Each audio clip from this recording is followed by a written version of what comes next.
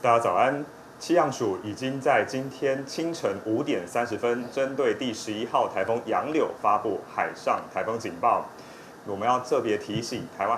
在巴士海峡以及台湾东南部海面航行及作业船只，应该要严加戒备。另外，这个台风预计明天会直接影响到台湾，为台湾带来强风以及豪雨，提醒大家要趁今天做好所有的防台准备工作。我们从今天早上8点左右的卫星资料可以看到，台风目前已经来到台东的东南东方大概730公里左右的位置上，目前是一个中度台风，气级风暴风半径120公里。我们预计台风在未来逐渐朝西北西方向前进，接近台湾过程当中，它的强度有持续增强，暴风半径也有持续扩大的趋势。目前的警戒区域包括了台湾东南部的海面以及巴士海峡，但随着台风逐渐的往西移动，我们也不排除其他的海域，甚至在今天下半天，我们有机会发布陆上台风警报，提醒大家要特别注意。而浪的部分，从今天晚上开始到明天也会显著的增强。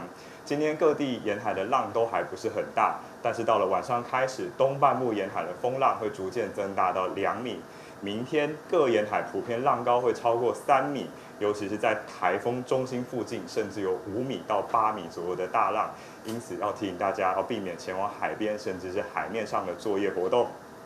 那在后续的台风路径部分的话，我们可以看到，从浅势预测图上可以看到，台风在逐渐往西北西方向的过程当中，预计会是在明天的白天这一段时间，它会逐渐的通过台湾上空，到了明天的晚间进入台湾海峡。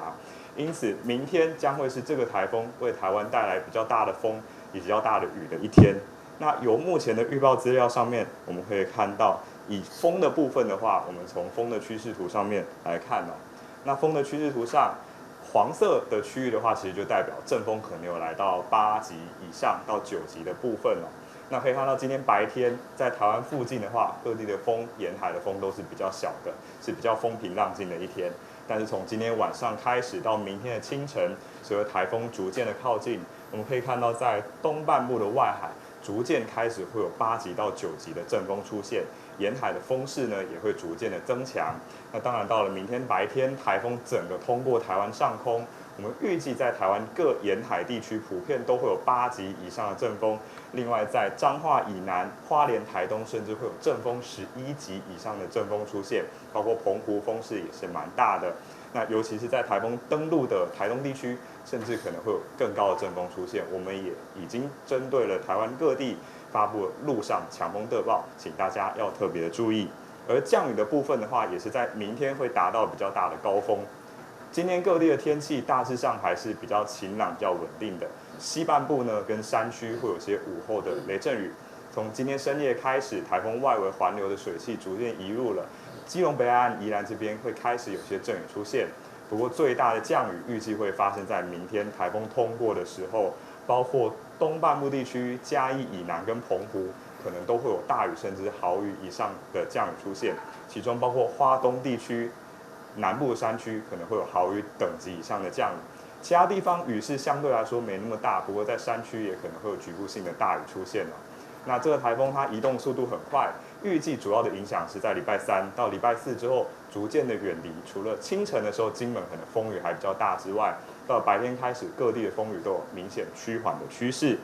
所以最后帮大家综整一下，虽然目前发布的是海上台风警报，但是预计明天这个台风它会直接通过台湾上空，因此呢，对台湾各地陆地上的天气影响也是相当大。今天天气呢大致上是比较稳定的，那明天就是台风通过的过程，东半部一早起来风雨就会蛮强的，而随着台风逐渐的往西移动，嘉义以南、澎湖部分在下半天开始风雨也会达到比较强的状态。那金门的话，时间大概在明天入夜之后，可能风雨也会有转强的情形。整体的风雨到礼拜4，随着台风逐渐的远离，会有明显减弱的情形